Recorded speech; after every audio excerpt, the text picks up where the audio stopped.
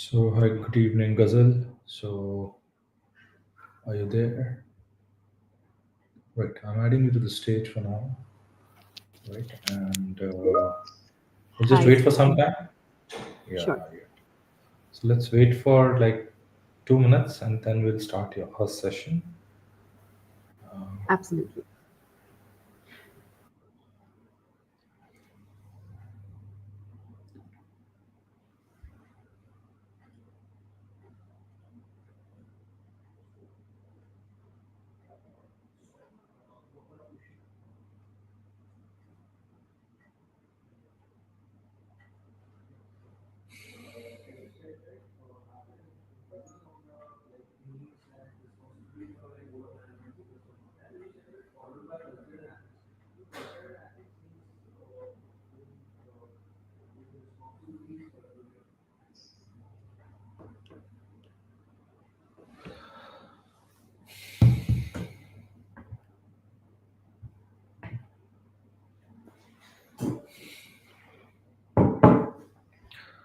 Right, so shall we start? I have people joining. So, we'll wait for Yes. like 2 minutes and then Yeah, we the can start. session just went live, sir. Right. Okay, so without wasting much time, right, let's just people join in and then okay, so we've reached a decent count. So good evening everyone, I'm Colonel Shubhajit and I'm the founder of Protect, right? And today we are here to talk about, can we have a grand strategy to win over CISSP, right? So that's a very simple problem statement. Can we have a grand strategy to, you know, clear this exam? And that is what I want to talk about. Now the main problem areas which I have seen generally over the last 3 years since I've been attending, or I've been giving out these webinars, I've been taking trainings. One thing I've realized is the main problem statement comes from the initial volume which is there, the volume of information which is there in the CISSP, right? So we need to, somewhere down the line, fight the volume. How do we reduce this volume? So that's going to be a very, very important challenge. Now, one thing I put straight on the top about the strategy is KISS. Okay, keep it simple, straight. Do not complicate or overcomplicate this exam, right? You need to have, uh, I'll say, of course, you need to work hard for this exam and you need to have a strategy. And that strategy will, what I'm going to give you over the last 5, 6 years of knowledge which I have gained and preparing for CISSP. Right. So remember one thing, you need to stick to something. There are many textbooks, there are many official guides which people have published. I have also published something on my own, but we need to, stick to the basics. And what is sticking to the basics? You see, official study guide, you have to go through this. There's no escape.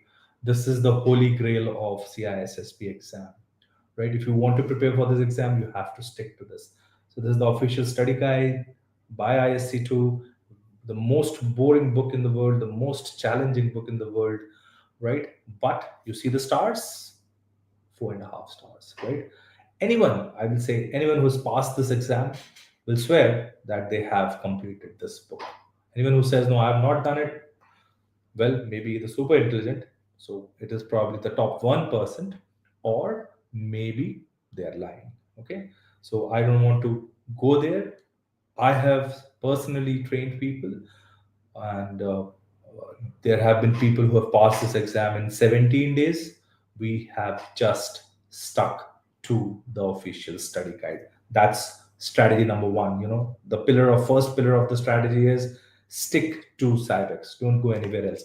Of course, today we have Chat GPT, we have multiple resources which we can query and clear up your doubt, but you need to stick to this because the language which is used in this book is similar to what you are going to face in the exam. The language is very, very confusing, very, very boring. Okay. And that prepares you mentally for the exam. So do not lose focus on that part. Right. So before I start my session, I think, everyone says, sir, what kind of questions do come? So questions are cross domain, multi domain. Okay. They will try to test you on your domain. So I got a question flashed on the board, right? It's a multi domain question. Okay. And it's something to do with patch management, something to do with vulnerability management, but ultimately it's asking something else. So can we have a small response from the audience, right? The beauty would be, can you read this question in within next 30 seconds and form your answer and rule out, eliminate the wrong answers, two confusing answers, which is more accepting, which is more encompassing, right? Which is more encompassing, which one of the following can encompass the other. Okay, that would be the best thing if you want to tackle this exam, developing that strategy of yours, right? So we've got a question in front of you, and you can start answering.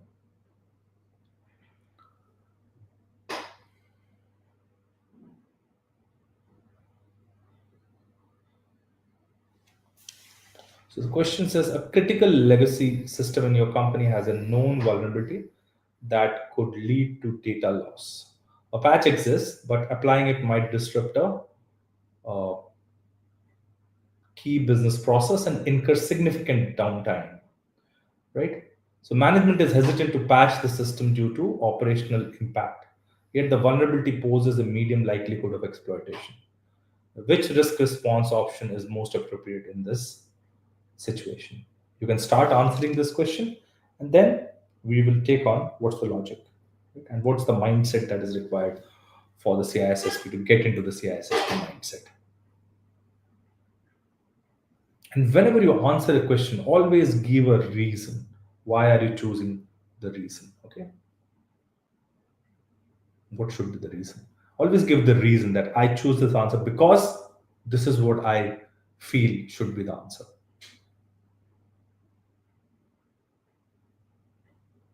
In the mind, or whenever you.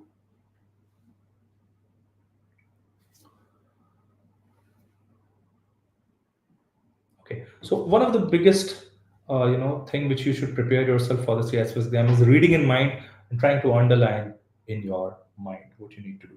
Okay, so what are the keywords in the question is what we need to know, right?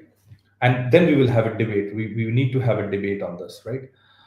A critical legacy system in your company has a, so it's a legacy system. Understand what are legacy systems. Legacy systems are systems, which will not take any patches, not get updated. What do you do with legacy system? You cannot live without them, right? Maybe there is no manufacturer there. It's such a critical business asset that you cannot live with, right? If you go to any hospitals these days, you will see a beautiful MRI machine, right? And MRI machines, are running on Windows 7.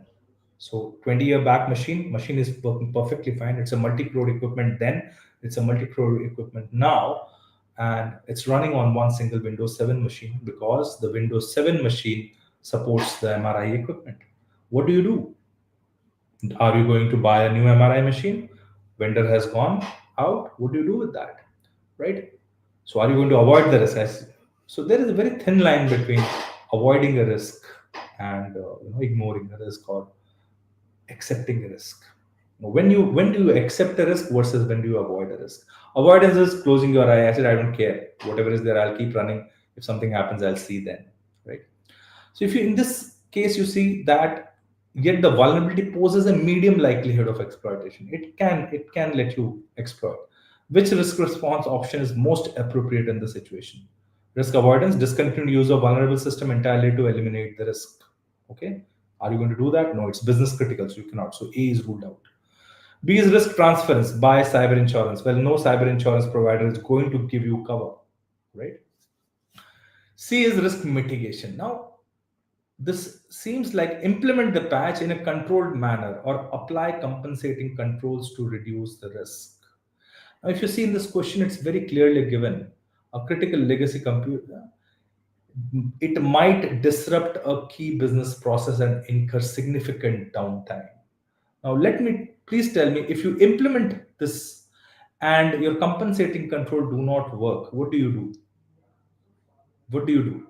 Are you going to accept the downtime because your business aim is to keep the uptime. So please understand, in situations where legacy systems are there, uptime is more important. Those who are working in the OT industry, IT guys will patch the system first go. It doesn't bring too much downtime. In legacy systems, patching a system will get you downtime. Those who have worked in OT systems, OT environment, they know it very well. So what do? You ear gap it. So generally, in such situations, you accept the risk. However, you accept and then try to mitigate. Can you build certain more compensating controls? I see someone said first do D and then do C. Why not? I accept the risk and then I find a workaround. So, it's to clear out your mind. What is there? What is it that you're going to do? Ab initio, you may not be able to mitigate the risk, right? Because it will bring you downtime. Thing is, you accept the risk, you create a test environment, you see that is there any workaround, and then once you are very very uh, assured of that, then you implement the compensating control, right? You may say no, you may say right. It's all about your thought process, right? We all need to debate in within ourselves. It all depends on the circumstances and situations you are in, right? So this is just to give you that thought process which you will fight with yourself once you are giving the exam, right? So how do we proceed? Right? What is our basic strategy? Okay, the first pillar of the strategy was to stick to Cybex, right? Now, a lot of people told me that reading Cybex is difficult. How do I go through Cybex? One thing I did was I created a study pattern wherein I said, okay, I'll conduct the classes and I'll make the fundamentals very clear, and then you read it.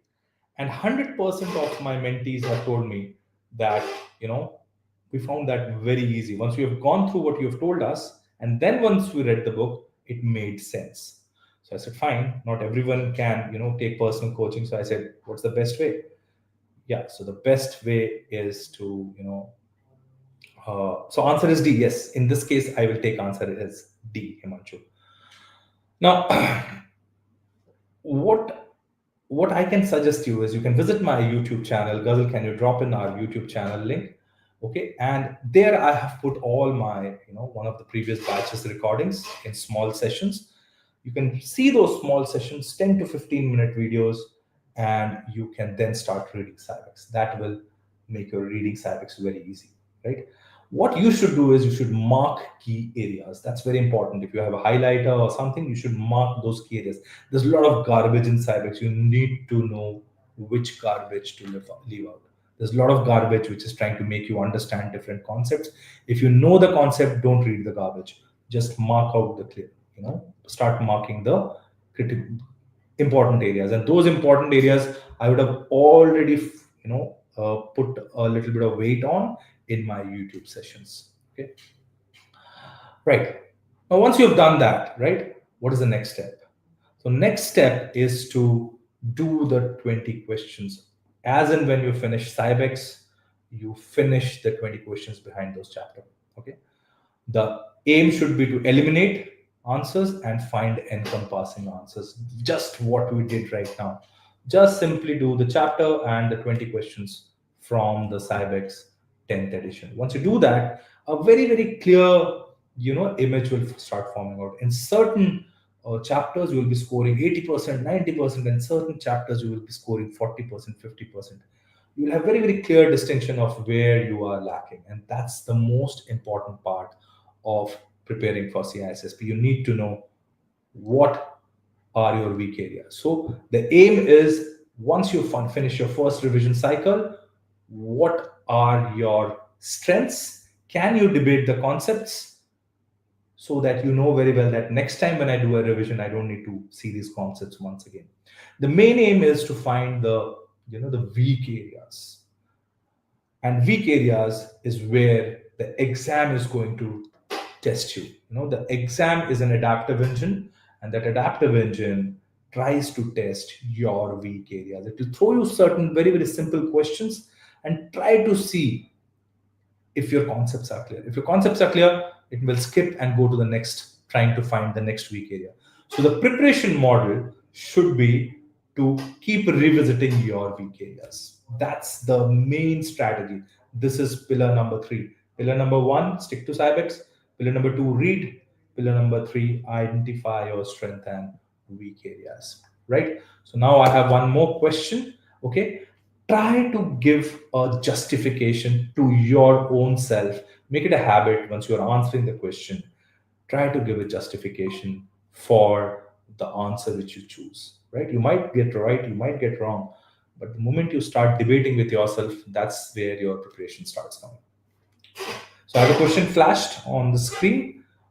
You can read the question and answer it along with your justification. That's very, very important.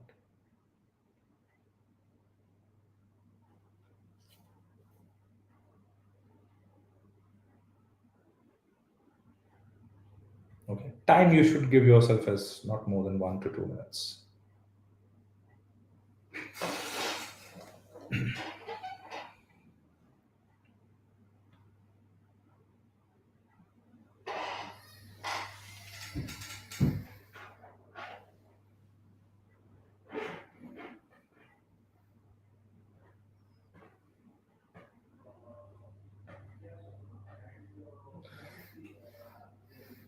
Right.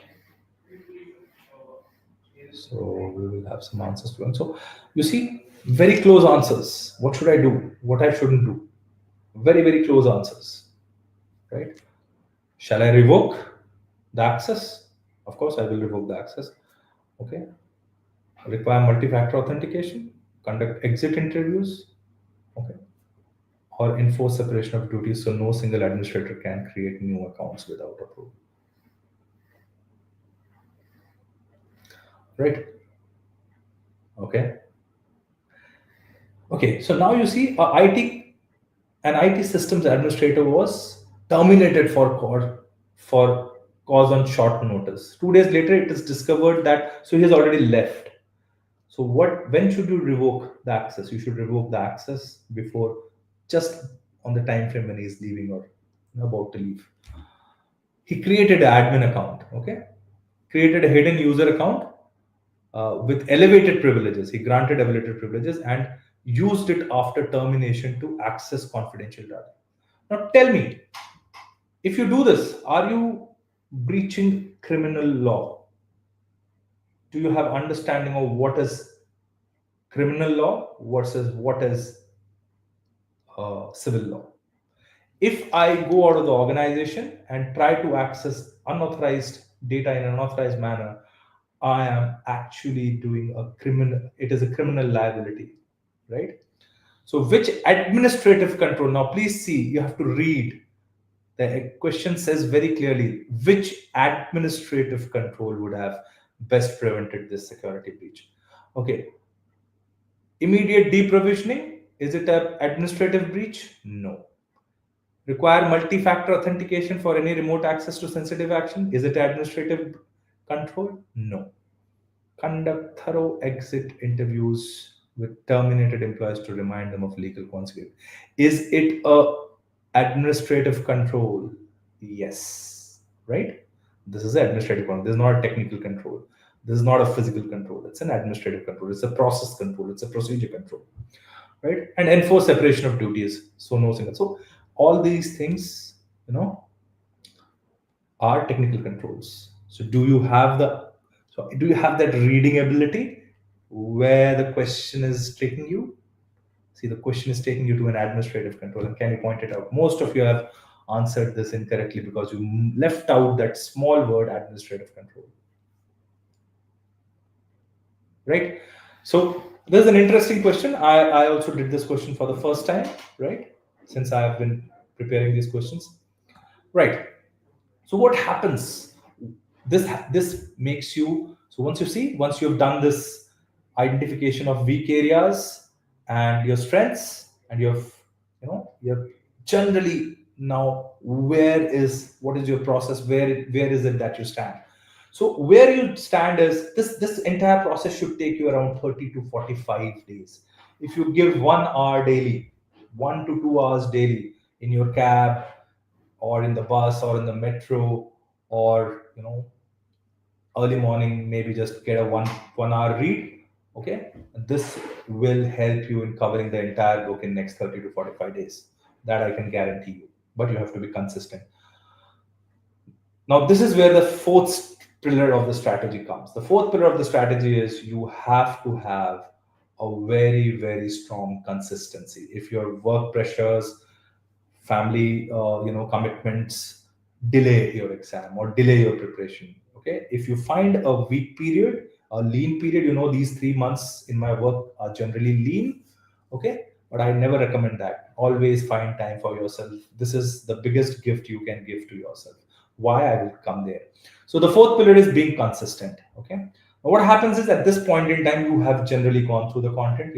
You're aware that you know uh, it's what is there in the exam. Okay, you know what is it that you already knew, what is it that you don't know. Okay, you have highlighted the book. Now you know what are the important aspects of the book. By reading you will come to know. Now what happens is the retention will be somewhere around 30 to 60%, and doesn't matter. Okay, why? Because this exam is got nothing to do with cramming. You're not expected to cram anything.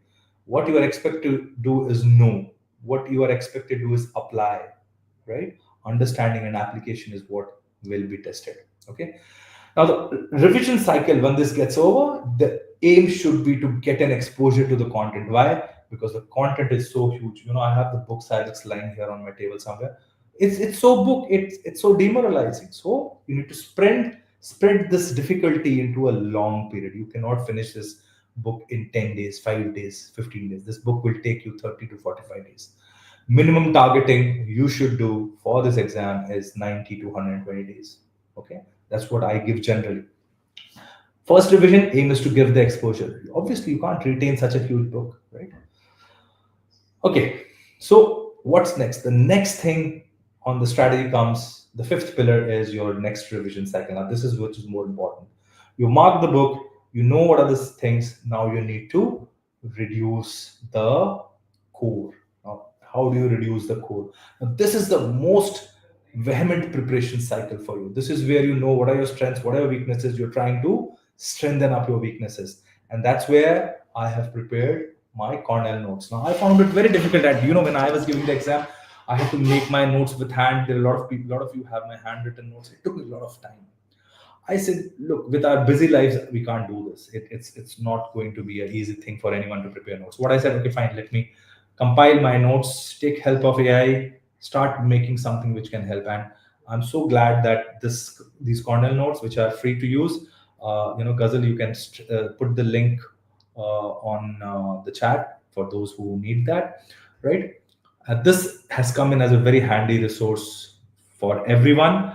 A lot of people have passed and contributed that this notes has helped them. They didn't have to make notes. Now, notes aside, you can use this notes, take a printout, start scribbling your own notes, right? Now, these are for free. It's hosted on a website where there is a certain amount of, I think, 10 rupees or something charged to download it. That's the portal charge, right?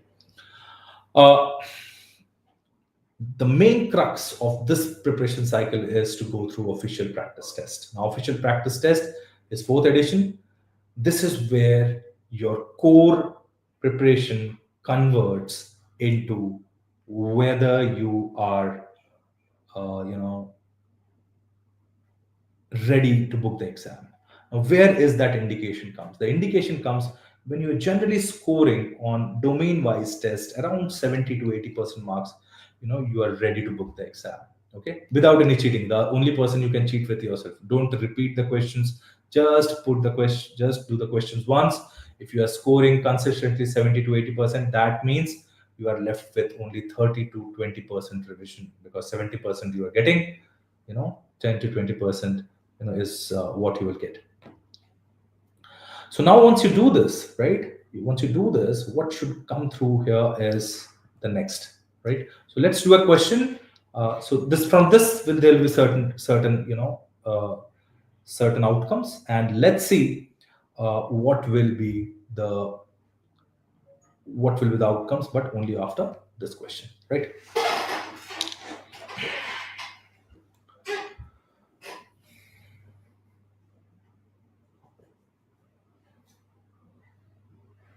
Oh, is it the same question?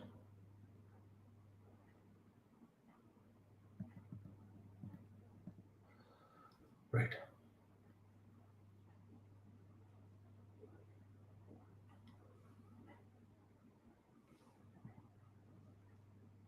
Okay, I think I have done some mistake.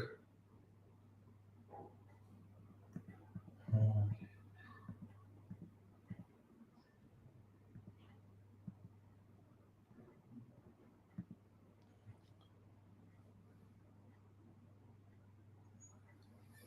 no, I think it's fine. Oh, this is also an interesting question.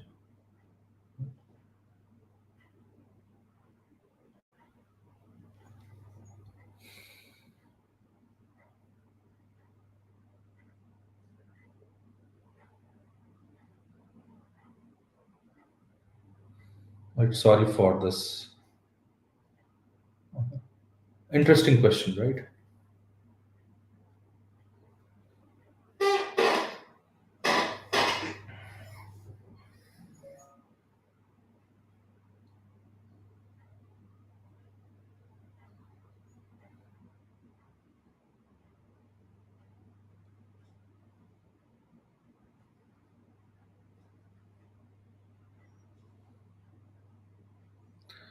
Okay, so a routine audit of database access logs reveals that a finance department employee, right? There are no signs she shared the information but the access,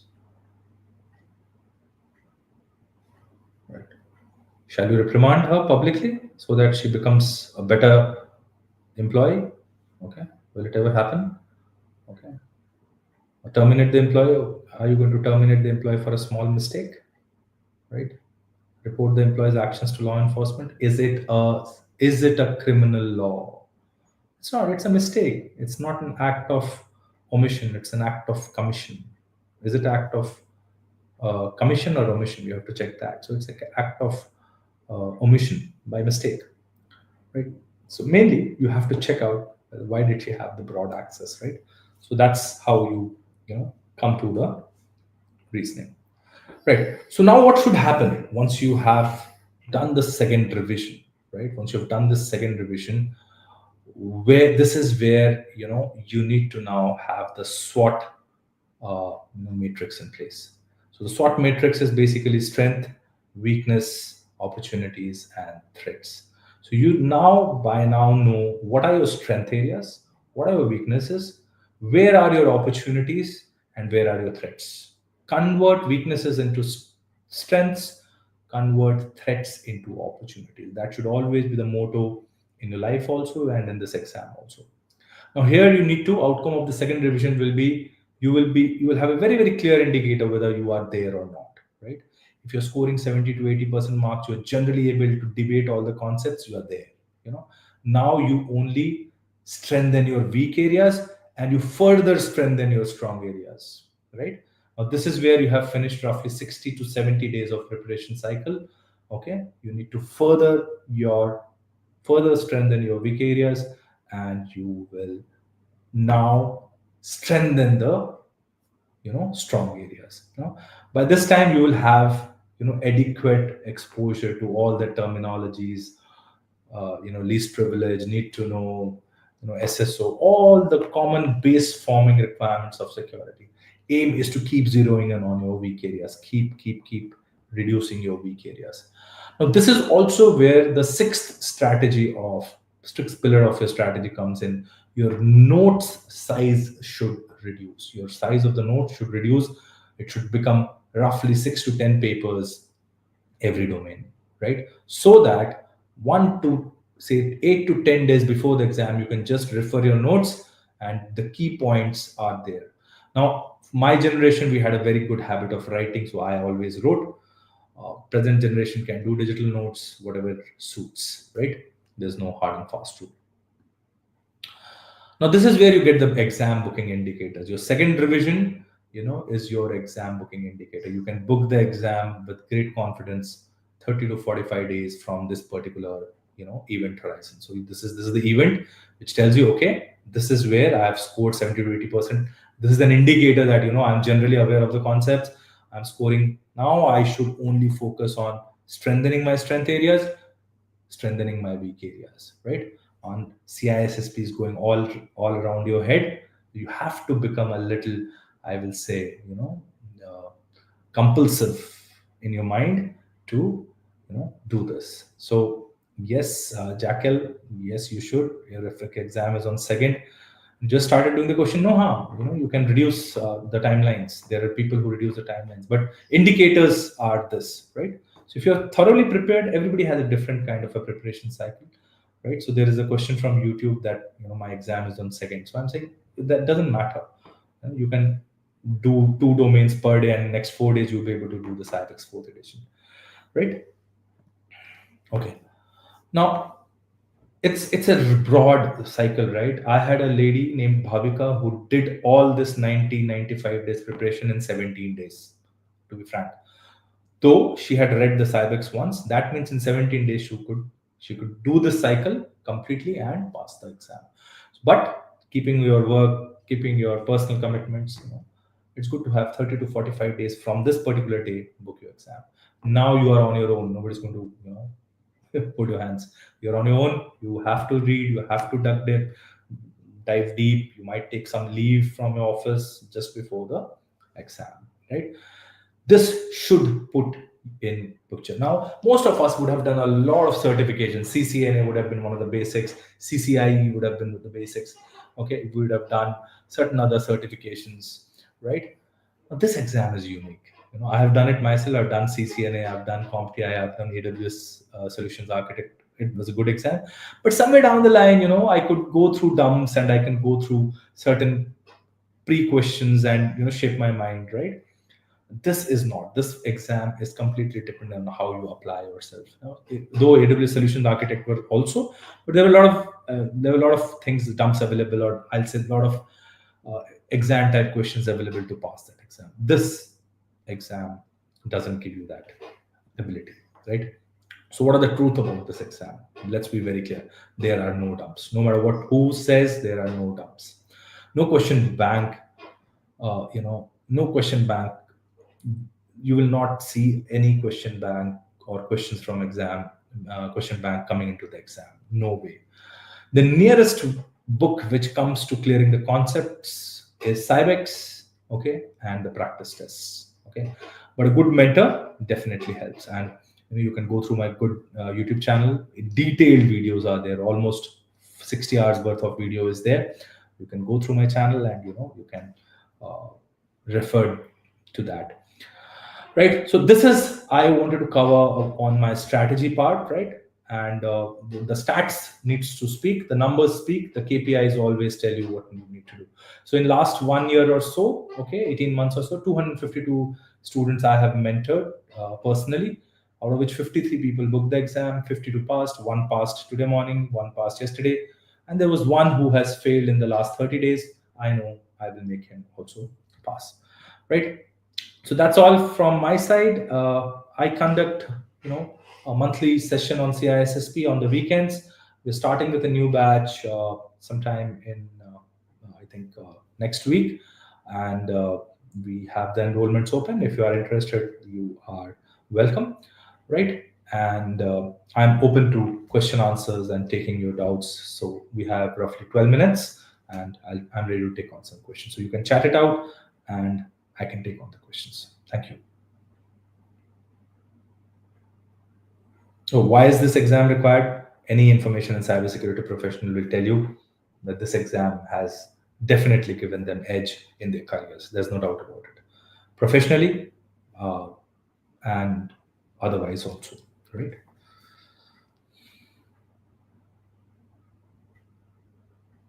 So I'm waiting for some questions. If you have some questions, please throw out, and then I can take on the questions in next 10 minutes or so.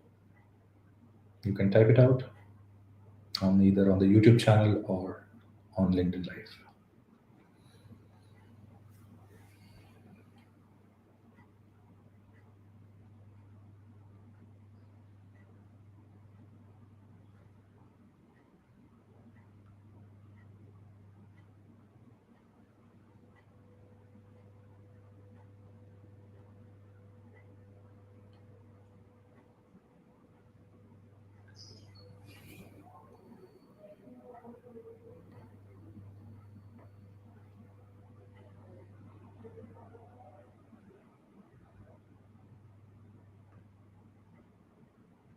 It is online. All the sessions are online.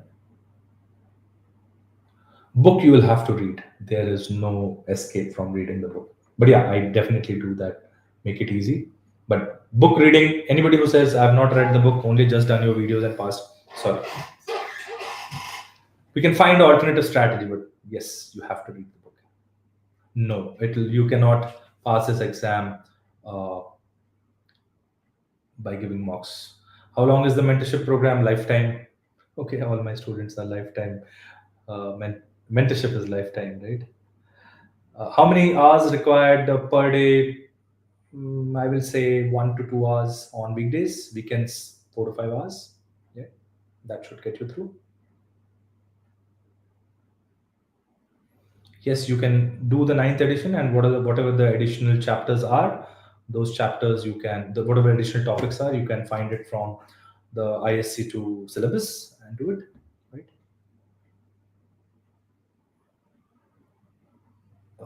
Do you assist for job interview preparation as well? No, I do not. But yeah, we generally, it all depends on what kind of roles you are. Since you are ex-army, what we can help you is with your shipping up your CV, right? Yes. So all concepts of information security will definitely, this will help you. But let me tell you, this is only for experienced professionals. Those who have more than 5 years of experience should only aim this exam. If you have less than 5 years, I will recommend for going for CompTIA security class. YouTube channel, Ghazal, can you please share the YouTube channel once again?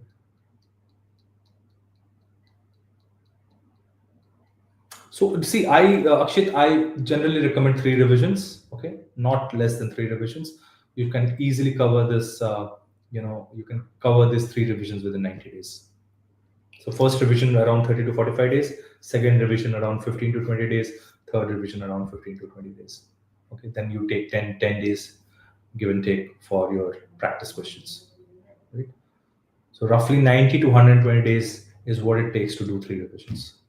3 revisions are a must. That I stand by because everybody has passed. Yeah, I have helped like almost upwards of 100 students for endorsements. I have done a lot of endorsements. Of course, I can do endorsements even now. You just need to send me your documents, and then I go through the documents, and then I endorse. Do an endorsement interview, and then I endorse even if I don't know that person.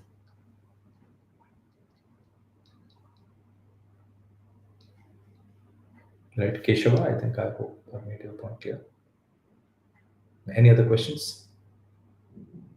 The YouTube channel again we have pasted, so you can go through my complete training sessions.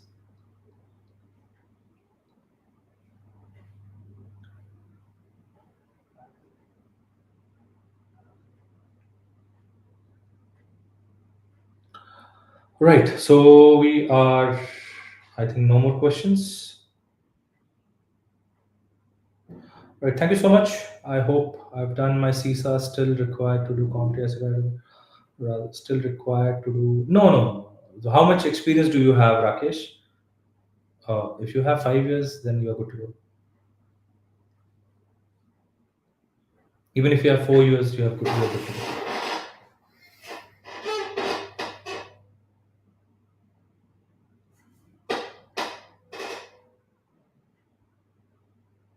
So CISA and CISSP are two very, very different. CISA is audit focused, right? So CISSP is completely, a techno-managerial kind of an exam where you need to understand both the sides of the story, right? You cannot apply yourself to be a level 1 technician or a level 2 technician. You have to apply yourself to be a manager and a technician both. 4 years, Rakesh.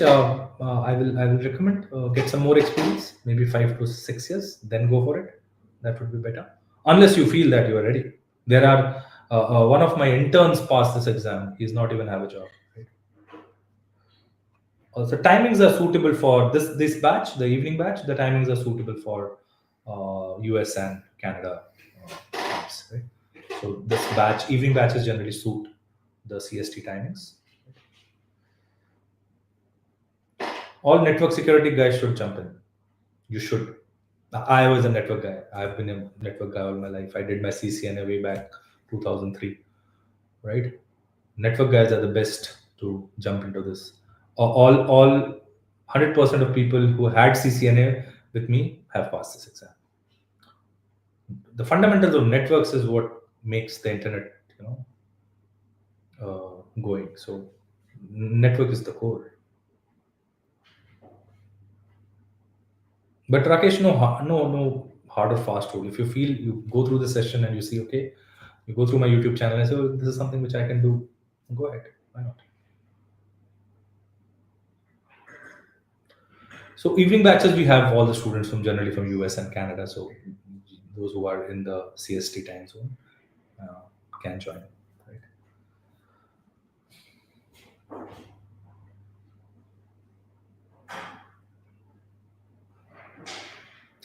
Right. So thank you so much. Thanks for joining. It was a pretty interactive crowd, and I must say that you are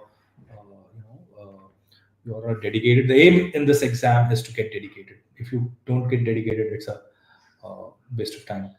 Srinath, weekend batch timings, India time, 7 to 11 p.m. So that's something like 8 a.m. for you, if I'm not wrong.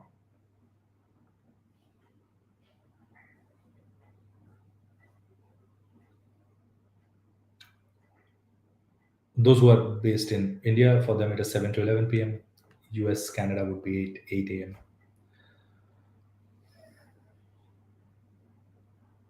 Ah, right, Rakesh. I hope you had a good time with love in our GRC and lead implementation course, right?